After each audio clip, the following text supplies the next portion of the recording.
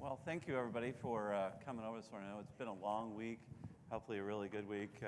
I'd like to think we're the last session because they wanted to save the best for last, to make sure that we all had some incentive to stay this late. But I hope you've all had a good time.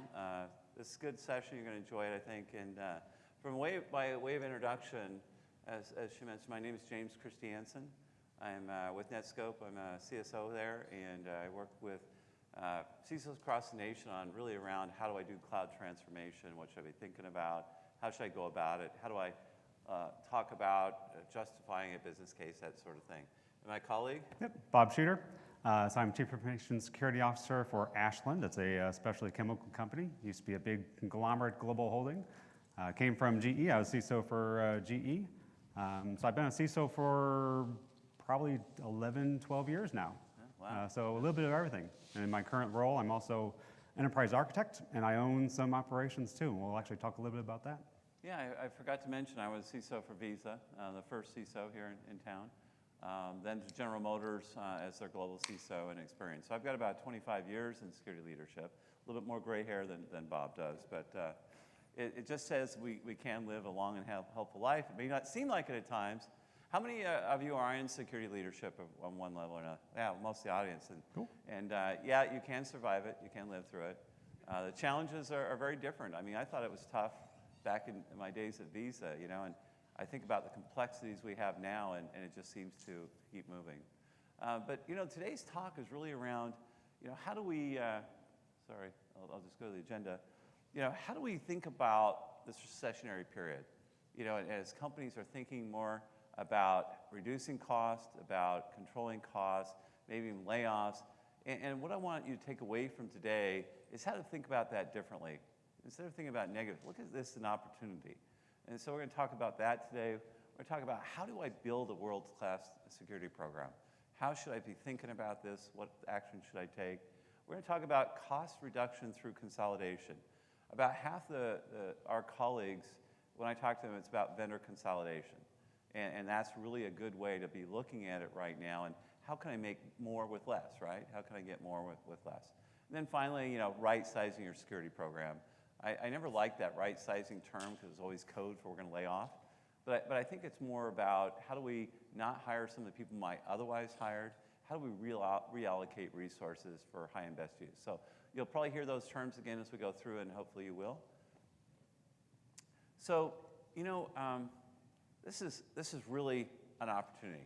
This is an opportunity for you to show the leadership team that you deserve that C, that chief title, because you're going to step up and you're going to use words and you're going to take actions that they can see that says, yeah, they are a player. They're not just here to ask for money every quarter, every year, because we have historically. I mean, we've bought every kind of tool there is, right?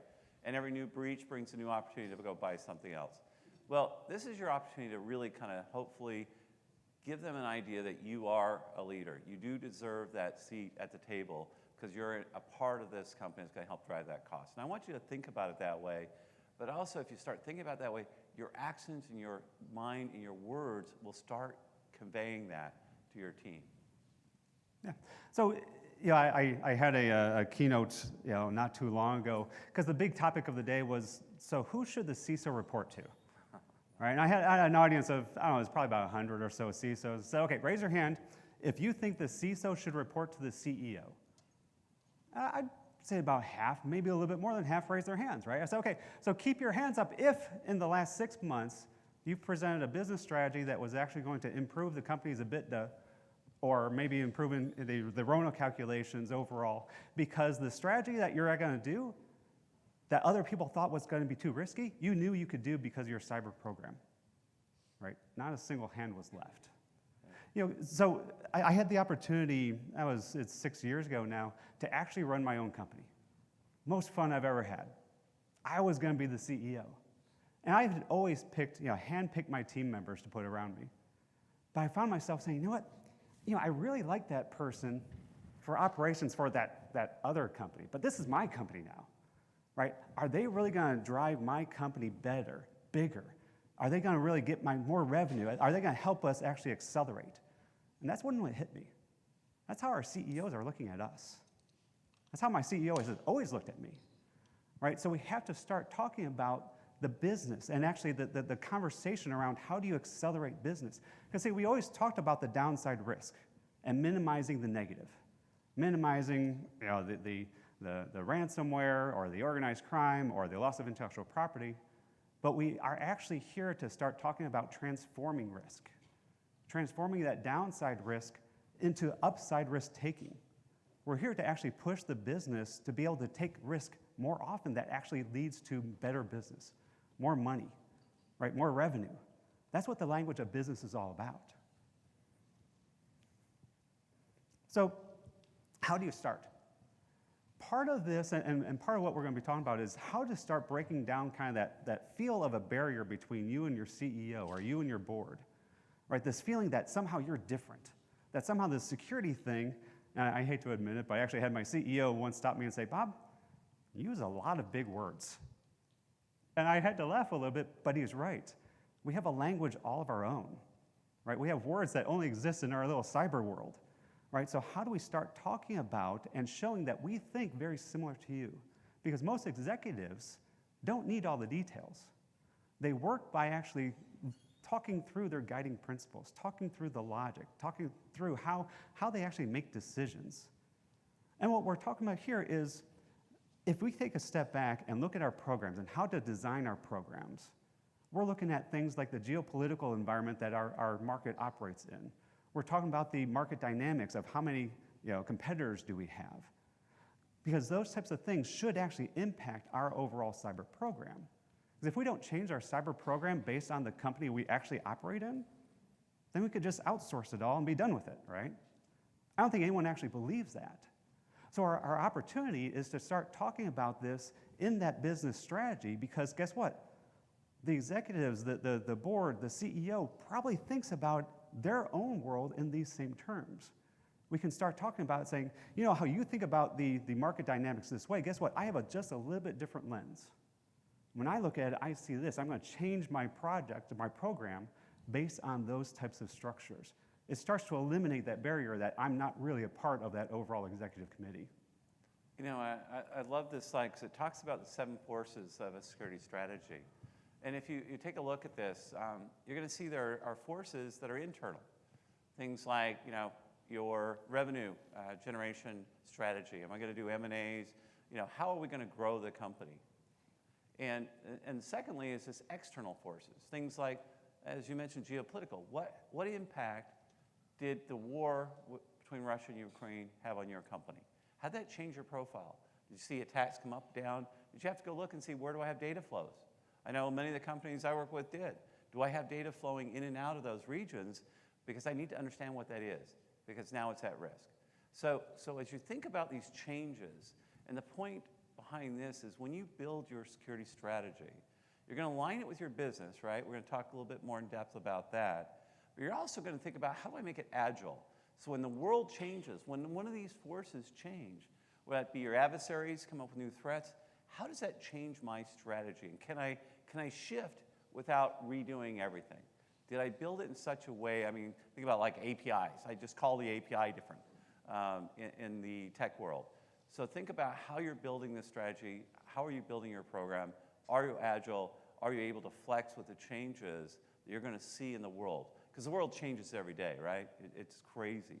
Many people, I think I haven't had a session that they use the word ChatGPT. So I thought we better, just to be on thing here. So, I can't tell you how many of my colleagues, CISOs across the nation, have reached out and said, what are you doing? How's your company handling it? We've got CISO roundtable, CISO communities that are saying, what are you doing? And sharing ideas about how should we handle this new, quote, could be a threat, it could be a tool, but like all tools, it can be used for good and bad. And so it's a really good time to think about that discussion. How do we approach that? And think about how does your strategy guide you in that? Did I anticipate ChatGPT? No. But did my strategy allow for it? Yes. Because now I can make the right moves with whatever we decide and how we want to handle it as an organization. And what's crazy is I've seen all the way from I'm going to block it all to I'm going to allow full use. 2 ends of the spectrum, same communities. And I think it's all right. It's all good because it fits your organization. All right, so as we think about, how do I go about building a strategy? So I was with Optiv for a few years, and one of the things I did for them is I ran a CISO service group. I had about 40 CISOs in my team. We'd go into a company, and they'd come in and say, I want you to assess our security program. So the first thing I would do is I'd sit down with the CISO or the security leader, and I'd say, what are your CEO's top 3 strategies for growth this year? And I was shocked how many didn't know. They didn't even understand what the CEO wanted to drive because they didn't think it mattered to them. It absolutely matters. So you need to understand what the strategy of the company is, what the culture is. Let me say that again. What the culture is of the company you're in. Are they risk adverse? Are they risk taking? Are they fast moving? Is it slow paced? Because that's going to really drive how you approach this and how you talk to your board and your executives about your security program. So once you've done that, then we can start looking at, well, what are my operational risks? As an enterprise, what are my risks? And that really, I think about it as 4 different kind of categories of risk. That first one up there is information risk. Do I have a lot of IP? Am I a technology company? Am I a manufacturing company? Or maybe my thing that gives us the competitive advantage is information itself.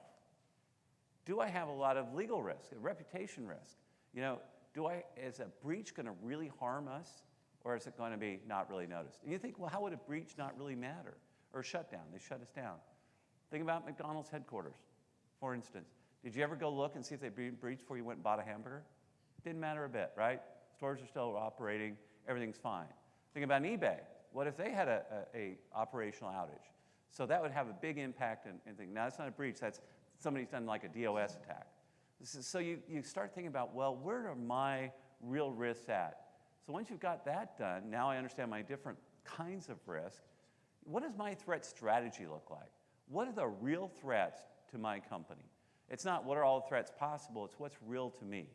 And you think, I've got an example like insider threat. How many thinks insider threat is a problem?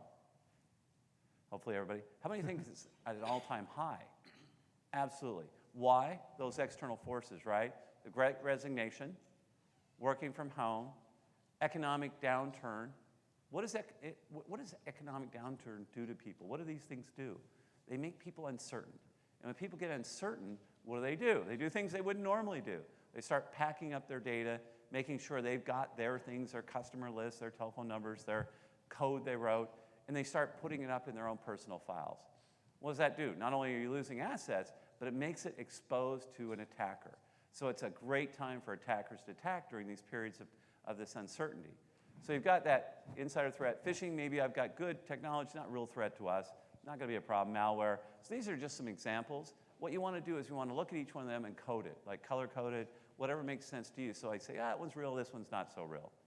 So once we've done that, now, and only now, can I really start to put together a framework. And I don't know what standard you like. The great thing about standards, we've got so many to choose from. Boom. You've got the ISO standards, you've got the COBIT standards, you've got whatever standard, but you're going to use a standard. I always recommend a standard because it gives us common terminology we can use to talk about our framework and building those control frameworks that make sense. Now, think about it. I can now tie any project I have back through a specific threat that's going to go to an operational risk to a company goal, and vice versa, right? So I can make that linkage back to my team. I'm doing this, because of that, because of that, right? Does that tie right back? And vice versa, if we change the strategy, we decide we're going to acquire a company, I can say, okay, we're going to acquire that, it's a new strategy. Here's what I need to do. That's change this risk, it's changed that threat, that's now changed this control I need to look at and improve. So it gives you a way to say, yes, I am linked all the way back to the business. I'm risk-oriented, I'm business-aligned, and I'm agile. Those are the 3 things I want you to take away when you think about your security strategy. So once you've done that, the next thing I really encourage you to do is take a look at, think about each security process as a service. And each one of these services, most of them have a people, a process, and a technology. So if you take an example, let's take forensics there on the far right. I'll look at my forensics group. Do I have the right people? Are they trained in forensics to understand chain of evidence, those sort of things? Do we have the right technology we need for our company? Can I actually get a viable set for an investigation? Do I have the right tools? And do I have the right processes that enable those tools? Too often we buy a technology and we don't put a process in place that maximizes the benefit, or we don't train them, or we don't get backup. When you've got all three, you code it green. If you've got nothing, you code it red. And yellow, of course, you've got some of it. That way you can get kind of a visual across. There's about 50-something services I look at, including the physical security side. And I'll be able to code that and I say, okay, now I can see where I need to improve and what I can do. But I do this very thoughtfully. I do this very intentfully in how I go about this. Real quick, so one of the things that we do from a board perspective too is we walk them through this once, right? We only go through this once to make sure they understand the theory of it, and then we only update it when things change. But the piece that I always love here, and I wrote this so you can attribute this one to me. So I apologize for offending all the CISOs in the world out there, but it's the reality, right? It is, at the old times, it used to be you couldn't get fired for bringing in IBM or AT&T or Cisco or wherever your industry was, right? But I would throw out there that what we've been successful in the last 10 years is not the predictor of the future. If we hold on to what made us successful in the last 10 years, I guarantee is what actually is going to be the exposure point in the next 10, right? But we swung to the other side of that. Once the budgets opened up and we started to invest, we bought one of everything. And certainly during this economic downturn or the market difficulties, we have lots of opportunities to go out there and take a look. Right? But the question is, and part of what we want to talk through this, is how do you make those selections? And more importantly, how do you talk about it? Again, it's about the language of the business. I would much rather you go out there and start talking about all the business benefits that we have. And oh, by the way, it's also going to make it a little bit more easy, and it's going to take out complexity. And oh, by the way, we are going to do some cost reduction. Awesome. Right? But you got to make sure that we are going out first with that business piece to get you tied into, no, I'm a business partner with you, trying to move this company forward during a hard time. I get that. I fully get that. Because if we go forward with just the actual cost reduction, then you're a cost driver, right? And we talk very differently. I love this slide. I really do. And before I got into security, I was CIO for a couple roles. Guilty. I was head of IT engineering. Guilty. We'd put in the new product, get it up and running, and forget to decommission the old one. And that's one of those things we really need to work on. And this is an opportunity, right, to look at those things you should have decommissioned. Make sure you do get them decommissioned. You start getting those savings that you really wanted. When my head of engineering for security comes and says, hey, I want to buy this new product. Here's all the wonderful things it's going to do for us. Here's all the great things. I'll look at him and say, you know what, that's great. Love it. We need it. I'll sign off on it. But I'm going to tell you something. A year from now, I'm going to actually look at you and I'm going to say, did we get those benefits? I'm going to say, show me. Sure enough, a year later, they come with the renewal, and I'll say, okay. I'll pull out my folder and say, this is what you said we do. Did we get those things? Did we actually see the savings? Did we actually get the benefits we're looking for? So I encourage you to do the same thing with your staff. And your responsibility is make sure you do take advantage, because otherwise it's, I think I've installed 700 security products in my career. So we're going to talk a little bit more about that later. So good stuff. So with that, I need to go to the next slide. I got a response time problem on this clicker. That's okay. We're good. It takes 3 clicks. I want to get a better clicker.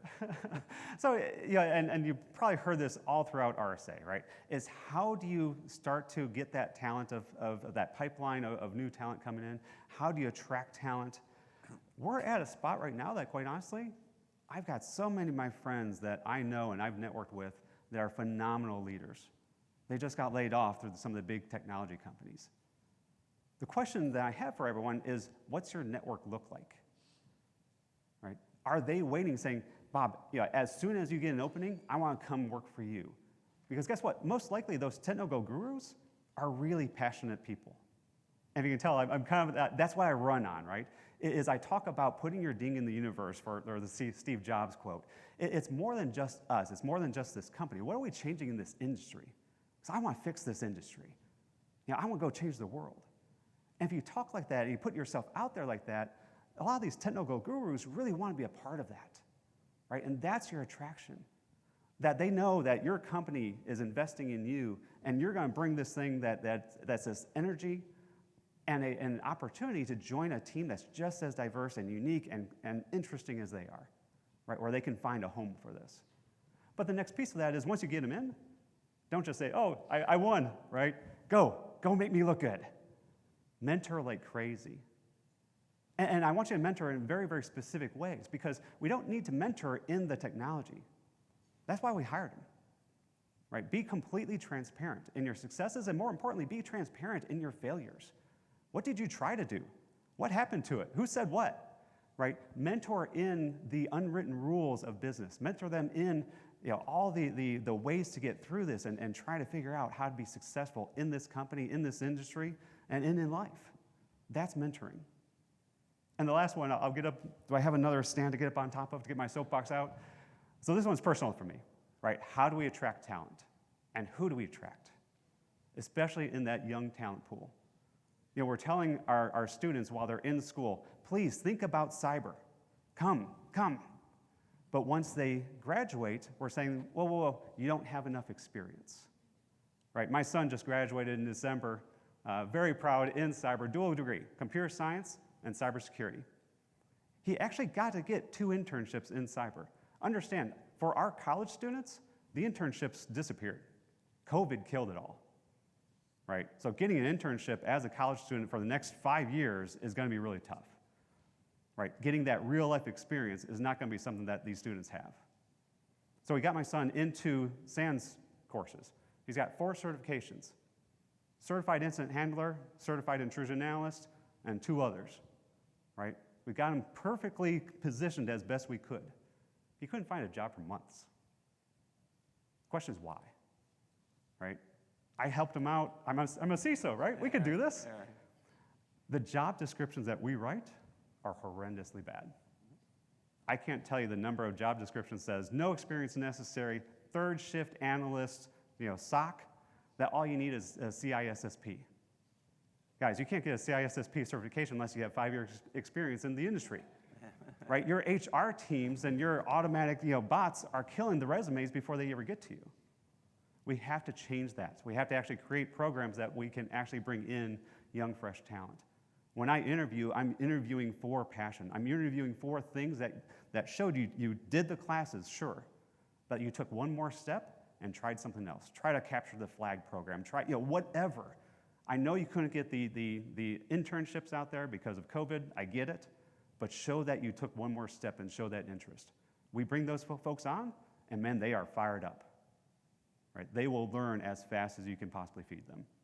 So, okay, off my soapbox. Well, that's good. I've got a daughter who's just graduating as well, so I've got the same issues. But I'm going to rewrite all my job descriptions when I get home this week, and all it's going to have is one sentence: do you want to be a part of a team that's going to change the world? Everybody will apply, right? No CISSP required. No, that's good. All right, so that's fantastic. So as we think about, kind of shifting gears now, a lot of the projects we're seeing are around vendor consolidation, and it's kind of a painful project, and we're going to talk about some of the ways you can actually handle this and go through this, right? So the first thing that I think about is business value. What's the value I'm bringing to the company? We talked about security services earlier. It's a little bit different vocabulary. They're not technologies, they're services. This now is about bringing value. And how do I define business value? Because, oh, great, I bring business value. What does that really mean? And I think about three legs to a stool, okay? I think about, first of all, of course, cost savings, right? We always think about cost savings. We've got to. It's not been a big priority for security I've always gotten growing budgets, and I've been as irresponsible as most in buying everything that came out. But, cost is now going to look at, there's going to be a lot more scrutiny around your budgets and working those things through. There's going to be the age-old, my job is to think about risk. How am I controlling risk? Am I managing risk? Not risk elimination, it's management, right? So how am I bringing that value around my core role, which is to help manage the risk to the organization? And then thirdly is around that agility. Does my business strategy, does the business value coincide with where the company's going at the speed the company's going? They call it the speed of the internet now. Companies can change on a dime faster than ever before. Because of business digitalization, Now it can be quicker even than ever. By the way, whatever happened to shadow IT? You know what happened to it? We gave up. We call it now business digitalization, right? Or SaaS. Or SaaS, yeah. So, you know, you think about those things as you're going through, think about how I'm going to discuss my projects, my initiatives in these terms of business value. And I want to spend a minute talking about this. So you're always going to have more to do than you have resources, right? So you need to be able to prioritization. And I like this, this little way of looking at prioritizing. You notice most of my charts are fairly simple because I like visual. I like to look at things visually because not only I can see it, I can also show it to my leadership and how I'm thinking this through. So I'll take all my projects and I'll look at them from a couple different perspectives. What's that business value? Am I increasing revenue? Am I helping drive revenue with this? Am I reducing costs with this project? Is this project really meant to reduce our risk? And some of them will be multiple. I'll reduce risk and reduce cost. Great win is I do all three, I drive revenue. I mean, how do we drive revenue, Bob? I have no idea. You can go places you've never gone before. Star Trek, right? You know, faster cars because we have brakes. Well, you know, think about, I can do an auto deposit now without going to the bank. That drove revenue. So we do have projects that help drive revenue. And often I'll pull, in fact, at Experian, walked in, a little side note, walked into my budget meeting with the CEO and CFO. And, you know, they're getting ready to start hammering me over the costs and everything. And I said, before we get started, you know, I went out and I looked at how much revenue I drove this year. And I drove over $8 billion in revenue. And they stopped, and they looked up. You know, they were down, heads down. They looked up and go, how'd you do that? And I go, well, what I did was I looked at every customer that we brought on or renewed, how much the value of that was on an annual basis, and said if they said they wouldn't do it unless we could articulate our security program. They bought that, by the way. They loved it. They came back later and asked me how big a check I needed to be best of class. That's a different story for a different day, but that's an example of how you start thinking about that business value and articulating that. Yeah, and I want to jump on that because sure. that's the reality of what we've got right now, right? So even within the chemical space, we're a provider to other big companies that you know, right? Our customers are demanding security practices because we're taking other information in from our customers and putting it out to the rest of the world, right? We're handling customer information more than we ever have. Even though we're not a Google or gathering it directly, we're handling that customer's information. They want us to be more secure. They're actually demanding now that we are more secure. We've jumped up from this last year or two from being this cost driver to no, our customers are now demanding it. Take advantage of that. Make sure that is in front of all your executives. Yeah, customer retention, customer acquisition. And so when you look at these, okay, so we've got that color coding going on, then the size of the circle really is how much external investment do I need to do this one? And I might look at both, internal and external, and say, okay, it's a lot of resources, simple project. Then you take this axis, and one left axis is impact, the vertical. What's the impact that's going to be to the organization? The right, or the horizontal being effort. How much effort does this take? So let's start in the lower left-hand corner. Low effort, low impact. That might be a fill-in project. The ones you want to really focus on are what I call quick wins. These are projects I can get in, get them done, get the benefits, show the benefits. You're successful, especially your first 90 days. You got to show some value to the company if you're in a new role. But these are always good because these you can keep pointing to. Yep, we got that done. We were able to get that done. So those are the ones you're going to focus on first. Then you're going to look at those fill-ins, right? I can fill in because I got a little extra resource, I got a little extra time. I can get those done. Then you've got these major projects. It's going to be a re-architecture. It's going to be a complete the vendor consolidation. Usually will fall on that. It's usually a multi-year kind of journey. And the right bottom one, that's Archer deployment. No, that's identity management. That's that thankless project, a lot of effort. The person that starts it gets fired, and the next one, CISO, is about 3 CISOs later actually implemented. Costs a lot. These are the way we think about these projects. But I can tell you, any project that's going to cross, I ran program management for Visa at one point. I had all the million and above projects in my organization. And we had rules of thumb. If you cross a budget cycle with your project, I think it's like over 80% of the time it's going to fail. I repeat that, it's going to fail because what happens, budgets change each year, right? So one of the things when you've got a big project, a multi-year project, my advice to you is break it into pieces. Get wins. Set milestones, hit that milestone that has some value. Maybe it's not the whole project value, but it's some value you can point to. So if it gets cut, you can say, yeah, we got value from it. Yeah, especially in that downturn economy, right? Is at the end of the day, you never know what that next piece is going to be. We all hope that the next quarter is going to be better and we get the money and continue funding. But those quick wins, call the shot, make the shot, keep on moving forward, because you can always point back to it that you actually get it done. Good? All right. So just real briefly, and again, even in those quick wins, there's ways to either pick those quick wins or actually talk about those quick wins, right? Because at the end of the day, bringing in new technology might actually reduce down costs, and that's awesome. That's fantastic. You're still going to be looked at as that cost driver. Thank you for reducing costs. You did it well. Now keep on moving along, right? Or we could actually start to eliminate the overlap. We bought one too many. We have all these additional platforms, and your people don't really like that. It's complexity.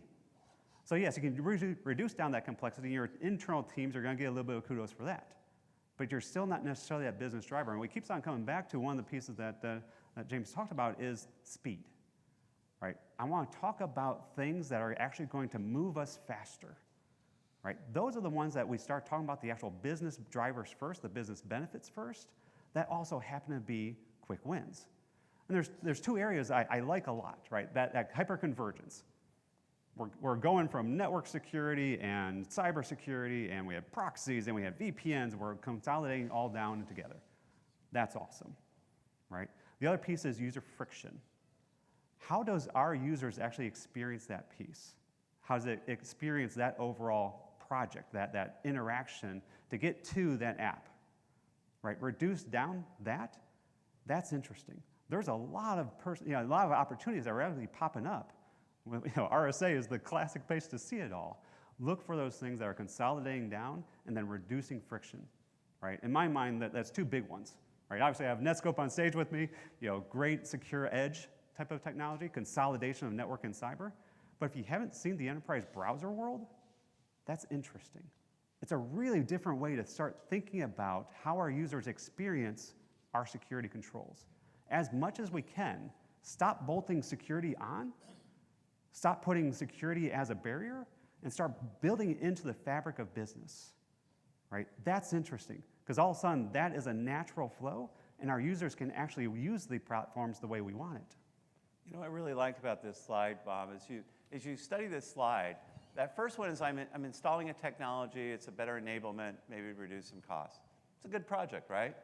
The second one is really about I'm going to actually also make a team more effective. Third one does all three. That's why you go good, better, best on this one. So that's a great slide. So, the question of the day, though, is to some degree, where is your world operating, right? Historically, we said we're going to create this little island for everyone. We pop all the people in that island, right? And that's where all business is created. We created the corporate network. We created the on-premise solutions. Guys, the reality is all of the vendors out there from these SaaS platforms are saying, hey, you can actually get around your IT team. You don't need them. All you need is this additional browser, this additional access, whatever it may be, right? Credit card. They just need a credit card. Give me a credit card and you're done. Yeah. You don't need to purchase it. Yeah. Right? That's the reality. That's the new shadow IT, as we called it. Because data is no longer that contained thing. Jason Clark, a buddy of mine, always says, data is water. You can't really hold on to it. If you believe that your on-premise pieces still actually contain it all, I would challenge that, because you probably missed 2 or 3 things. But the weird thing is we're still paying the same amount of money for our on-premise solutions, even though there's fewer and fewer and less data actually going through that. So the value of that individual platform keeps on reducing. So why doesn't our cost keep on reducing for those platforms? Right? It's an opportunity to take a look at, are you still getting the same amount of value out of those legacy platforms that you used to? When I think about this one, I think about how much IT has changed in the time I've been in, from the mainframes days to today. And, we think about the controls we have. I created networks for Visa, hub and spoke networks around the world, MPLS lines, direct point-to-point. I controlled those networks. I could set how fast they run, how many we had, redundancy. I controlled them, right? I wrote applications. I had teams that, my security team, my AppSec team at Teradata was the biggest group I had. We threat modeled them, we pen tested them before they ever went out. I don't have that anymore. I go get a SaaS program, I don't threat test, I can't pen test it. And the network I don't control, I run across the cloud. And these computers, I used to buy the metal, I did the configuration, I do configuration checks on it constantly, right? Set the policies. These are all things now outside of our control. This is why I've probably heard zero trust 100 times here this week as well, or I like actually the term adaptive trust. Let me tell you why real quick, side story. When I go to my exec team and say, hey, I've got a new project called Zero Trust, what's the reaction? Oh, he's a security guy, he doesn't trust anybody. It's actually kind of a negative reaction, right? But if you say adaptive trust, they say, well, what's that? And then you start explaining, because of the advanced technology we have today, I can actually enable us to do things I'd had to deny before. I can now let them use whatever device because I control where it goes. I control the data, I control the network. I don't need to worry about these things. So really think about how that impacts your future going forward and take this as a reality of where we deal today and how different that is. Remember I told you in the beginning? It's much more complex now. I thought it was tough then. It's more fun even now, right, Bob? Absolutely. All right. So here's one of the challenges I have for everyone. So architecture, not a product. So much of what we just talked about, zero trust and SASE and all these things, it's an idea overall. It's not a product that you buy. We created threat intelligence back in the defense industrial base day, and then all of a sudden someone's trying to sell threat intelligence to you. You're like, no, that wasn't the original intent of all this, right? So I would throw out there a couple things. Right, let's look at history again. The CIO. So business comes to the CIO, says, here's what I need. What does he do? He goes and buys a product, right? And then we hire a bunch of people to own this product and configure it. Now all of a sudden, that's our IT organizational structure. We just organize our teams based on the product we bought. That's interesting. And now we're telling our users, here's how this product works. Please adapt your business process to work with my product that I just bought, right? Personally, and this one's the controversial piece, this is why I think the CIO role is actually degrading. In steps the CDO, the Chief Digital Officer. Now all of a sudden, the Chief Digital Officer is talking the language of business. I can use all this data that I have to accelerate, back to the speed, accelerate decision-making based on real data. Right? Now all of a sudden, he's talking business or she's talking business, and that's what I always wanted out of my technology. I think we're in that same role very soon. I think the CISOs need to adopt and adjust just the same way the CIOs are to the CDO. Right? It's an architecture, not a product. I own enterprise architecture now. I own the converged world that we're seeing when we're consolidating all these pieces down. That's a very strategic move of what I wanted to do because I believe, I don't know what the new name is. Maybe it's not CISO anymore. It's CTSO or Chief Technology Security Officer. I don't know, right? But at the end of the day, Chief Information Risk Officer is one I like. It changes that focus. Yeah. We are now going to be business focused, and we're focused on accelerating the environment, accelerating the business, because we own that architecture. We're creating the fabric of business to be agile, to be speed. CDO is making decisions way quicker. I think because we are secure and we're using SaaS, we're all using all these other things, we're able to accelerate the adoption of those changes as fast as we possibly can in a secure manner. I think that's what a lot of the CISO world is going to be changing into. It's not just protection of downside risk at all costs. It's changing the fabric of how we do things to actually speed up the acceptance of more risk, right? Speed up the adoption of business faster than we have before. Why are we talking about SASE? It comes right back to where we started, vendor consolidation. This is about the whole essence of the SASE architecture is really to look at how do I take these separate services I had and get it rolled into a single platform, a single solution. And the goals are to reduce the complexity of your organization. You're increasing your security because not so many human errors can be made, not as many products to configure. Sorry, I got that one. You're going to be able to reduce your overall headcount. So you don't have to do all the patching, installing the releases. So the promise of the SASE architecture, and it's Gartner, if you're not familiar with it, it's the Gartner terminology we're talking about here. Back to those cyber words that only exist that don't exist, that don't mean anything to anybody. I know, I kept getting confused. That's the, notice that sign, it's a great time to be in security. Why? Because we build all this stuff, now I get to consolidate it, really rethink all the little add-ons we did year after year and say, okay, how do I bring these together? How do I make ourselves more efficient? We got about 10 minutes. Yeah. So I want to shift gears now, and I'm going to walk you through a quick case study. In this case study, the numbers are real, but the organization is made up. So there is no Caliber Insurance that I know of. Oh, hey, you don't need to leave. We'll be better, I promise. No, that's all right.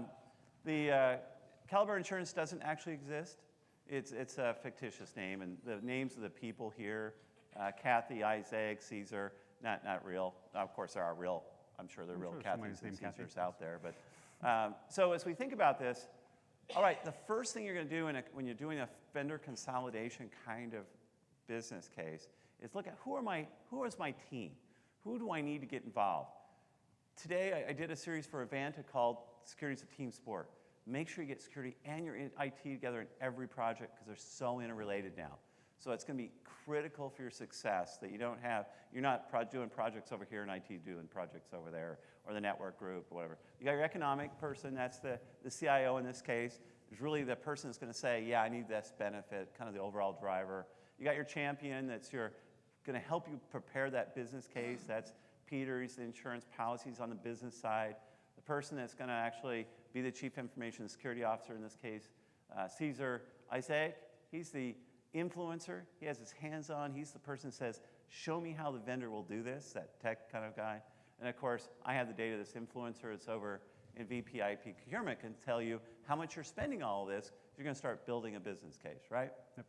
Did you have anything you wanted to add on that? No. So here's my strategy for business presentations in security, tying it to the actual company business value. First slide, I want you to talk about the actual strategy of the business. Listen to them. If 40% of your overall company growth is going to go through M&A, talk about M&A. Go do some digging. Find out how long it takes you to do M&A. Guess what? We can accelerate that. Accelerating your time to actually realize value to M&A, that's real business value.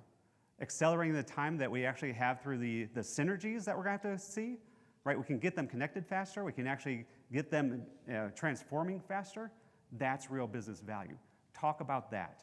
The first slide, I want you to parrot back that we listen to strategy, we understand strategy, and we're aligning with it.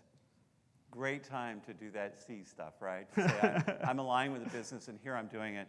There's a lot of stuff on this slide. You can download it after. But some of the key things in here, I want you to just focus on that top 3 rows. The underneath just is really building the detail. It's why are we changing? This is your presentation back to your exec team, maybe to the board, depending on where it needs to go. Why are we changing? We need to rapid adoption of the cloud to help the business get where we got to go, back to your point, Bob.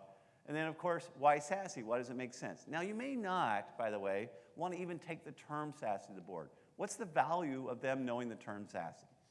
But you're going to say, why are we doing it this way? Well, you use that term or not. I don't like acronyms with boards. I even had a board that said you couldn't use, they looked at the materials, and I had IT in there. They said no acronyms. I thought, the board doesn't understand the term any IT. acronym we use, we have to have an appendix that lists out every acronym we'll ever have. Yeah, right. So anyway, they get a little weird on that. But then why now? Why are we doing this now? So answer those 3 questions. Make sure in your 3 seconds, 30 seconds, you've said those 3 things. Then you're going to build on that.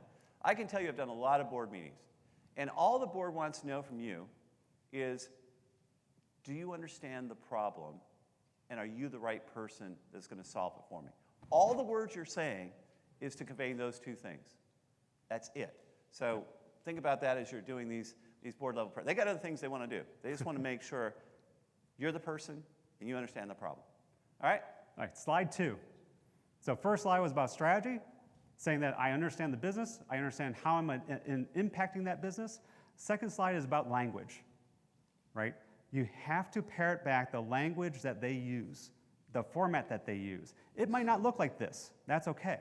But if you're talking about future costs and they don't like cost avoidance, your pitch is over before it started, right? If the CEO talks about EBITDA and you're talking about gross profit, you're showing that you're not quite aligned with how you think and what you're going after.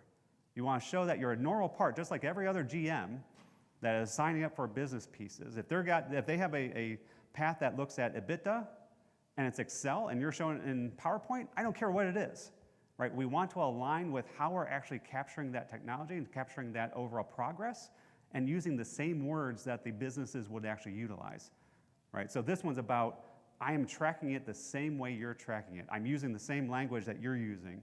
I can see it and I can capture the value in the same similar ways, right? I don't have to do, as a CEO, the gymnastics to try and figure out, okay, so what does this really mean to me, and how much does it move the needle that I'm trying to move on the business side of it? Yeah, I mean, I really like that, Bob. And, we could do a whole session on talking to the board. I mean, it's a it's an art, right? And parroting back, what I'll do is when I start a new company, I'll ask, give me some board presentations that they liked. And I'll just kind of look at the format, same thing, what are the terms they're using. If I'm going in, I've done a lot of presentations for boards that I'm not a member of. They bring me in as an expert. And again, I'll do the same thing. Redact any sensitive data. I just want to see how they talk, what kind of formats they like. Heavy slides, most boards like light slides. They don't like a lot of data. Now, on this one, of course, the numbers are real here. These are real numbers. This is why you want to do a vendor consolidation. You're looking at, in this case, is about almost a $19 million reduction in cost. The key thing here, though, is there's a difference between cost savings and cost avoidance. Never confuse the two. Cost avoidance is, if we do these projects, we're not going to have to spend this money, right? Cost savings is, if we do these projects, I'm going to reduce the budget or the expense here.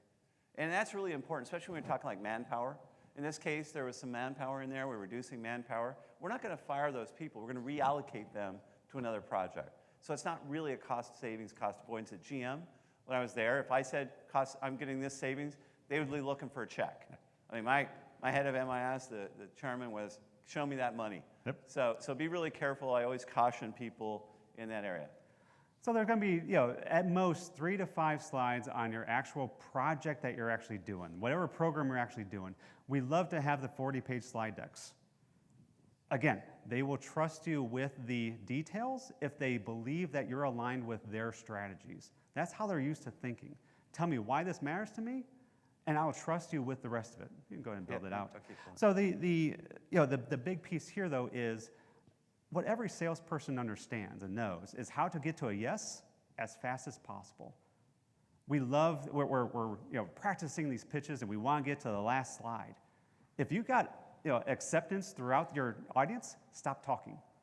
Move directly to this slide. This is my obvious yes slide. Right? So the more you talk, the worse it's going to get. Yeah, right, exactly. If they bought in, go to this, because no one can actually say no to this. The only way you can say no to this is if there's a better opportunity out there. And you know what? Good enough, because I've already aligned myself and said, man, that was a great idea. But we just have a little bit bigger one over here. But man, we're going to get to that too, right? You get to this slide, you get the yes. This is the overall happy feeling, it works type of slide. This is what you end on, because it now suddenly says he listened to my strategy, he understood my language, and he's given me real value and real benefits. And if I don't say yes to this, cost of no decision, that's something real, right? Obviously, I don't want to say no to this. Right. No, I think that's a great point. There is a cost to doing nothing. And making sure they understand that cost, all the delays, and we'll think about this, get back to you. Those are real costs. So it's really an important way to price it. Notice that was all just in one slide. They got the whole thing. Stop talking when they say yes. All right, so that's a great tip. Thanks, Bob. So as we kind of come around the corner here, today we've really been talking about how do I take advantage of these economic downturns? And how do I show I'm a true leader that deserves that seat at the table? And it's really about using the words, parroting back, and talking in the business languages they understand, earning before interest and taxes, EBITDA, versus profit. Think about how they communicate these things, because then you'll get better acceptance. You're one of the team. Think about great CISOs. I know some great CISOs. I know really technical CISOs that can go around me every day. They could talk about the streams and everything, but they fail because they don't understand the culture. They don't understand how to communicate their value. So think about being a better CISO, being a great CISO. Take what we did in the beginning, align with that business. Think about how you're going to prioritize those projects. The fact you went through that and can show your visual team back to your leadership, they'll know you're thinking it through. You understand we've got to be diligent in the money. And of course, money matters. Show me the money. Well, and again, a lot of us came up through the technical ranks. We love the technology. We love to talk about the technology. It's what gets us excited. But in order to be that overall C-level leader, we have to start thinking like the CEO. Like I said, it was an eye-opener when I had my own company, and all of a sudden I looked at everything differently. Right? That was my wake-up call. If we can get to that alignment where it is the business first, like I said, put that with a CDO, fast decision-making based on data, and our ability to actually change and influence the fabric of business, the infrastructure of business, the platforms that we use to adapt to that change and actually realize that business value faster, that's where we win. That's where we are at our best. Awesome. So that's it for today. You're going to be asked to do an evaluation. 5 stars is appreciated because we get to come back. There has been star inflation. You know, it's hit it 2. 5 is okay. 3 is you didn't do such a good job. It's very different than when I grew up. So I want to thank you. We've got, I think, a couple minutes left. We're about right on time. Perfect. Thanks for being here. And if you have a question, come on up. We can hang around for a few minutes. And thank you again. RSA is over, so. Yeah. Appreciate it. Go get drinks now. You deserve it.